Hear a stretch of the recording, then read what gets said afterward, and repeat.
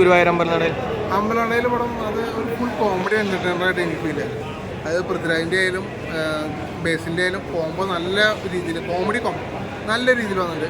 അതേപോലെ തന്നെ ബേസിലും പൃഥ്വിരാജും മാത്രമല്ല, മറ്റേ നിഖില, അനശ്വര, ഇവർ 4 പേരാണ് ലീഡ് ചെയ്തിട്ടുണ്ട്.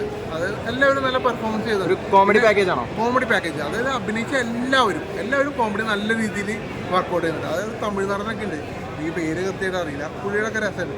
പിന്നെ ക്ലൈമാക്സ് ആകുമ്പോൾ പൃഥ്വിരാജിൻ്റെ ഒരു ഫൈറ്റും കാര്യങ്ങളുണ്ട്.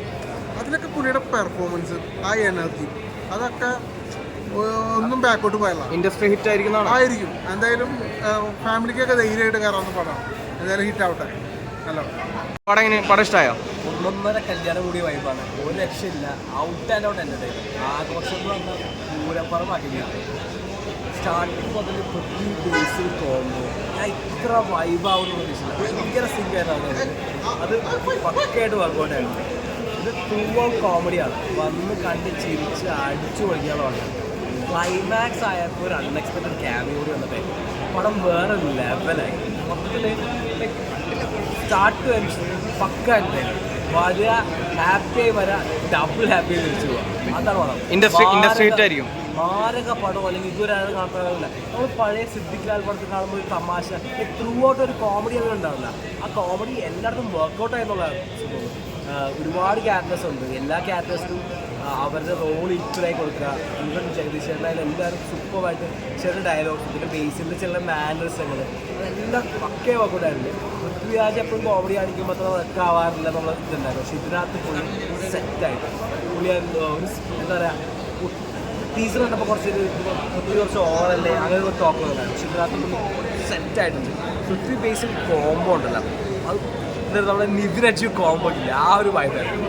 ക്ലൈമാക്സിൽ അച്ചുവിൻ്റെ ആ പാട്ടും വേളവും ഒരു കിണ്ണം കാച്ചി കല്യാണമാണ് ഗുരുവായൂർ അമ്പലനടയിൽ. 1 or 2 അമ്പലനടയിൽ പോയി കല്യാണം കൂടാം. ബേസിൽ ജോസഫ് ഒരു സംവിധായകനാണ്, പൃഥ്വിരാജ് സുകുമാരൻ ഒരു സംവിധായകനാണ്. ഇവർ രണ്ടുപേരും കൂടെ ചേർന്നപ്പോൾ ചിരിയുടെ ഒരുപാട് മുഹൂർത്തങ്ങൾ നമുക്ക് ഫസ്റ്റ് മുതൽ ലാസ്റ്റ് വരെ ഈ ഒരു സിനിമ സമ്മാനിച്ചിട്ടുണ്ട്. എല്ലാത്തരം പ്രേക്ഷകരെയും തൃപ്തിപ്പെടുത്തുന്ന ഒരുപാട് ഘടകങ്ങളുണ്ട്. അവർക്ക് കൂട്ടായിട്ട് അനശ്വര രാജനും നിഖിലയും കൂടെ ചേർന്നപ്പോൾ അവർക്ക് ഒരുപാട് ആർട്ടിസ്റ്റുകളുണ്ട്. അവരുടെ റോളുകളെല്ലാവരും ഭംഗിയാക്കിയിട്ടുണ്ട്. ഇതിൽ ഒരു മുഹൂർത്തം പോലും കൊള്ളില്ലെന്ന് പറയാൻ പറ്റില്ല. തീർച്ചയായിട്ടും ആ ഒരു ഗുരുവായൂർ അമ്പലനടയിൽ നമ്മൾ ഒരു കല്യാണം കൂടി ഒരു ഫീലും കൂടെ നമുക്ക് സമ്മാനിച്ചിട്ടുണ്ട്. നല്ലൊരു വിപിൻ ദാസ് ചിത്രം തന്നെയാണ്. അദ്ദേഹം രണ്ടാമത്തെ ചിത്രമാണ് അദ്ദേഹത്തിൻ്റെ. ആ ഒരു ചിത്രത്തിലും അദ്ദേഹത്തിൻ്റെ കഴിവ് തെളിയിച്ചിട്ടുണ്ട്. ഇനിയും ഒരുപാട് നല്ല ചിത്രങ്ങൾ അദ്ദേഹത്തിൽ നിന്ന് പ്രേക്ഷകനെന്ന നിലയിൽ ഞാൻ പ്രതീക്ഷിക്കുന്നു.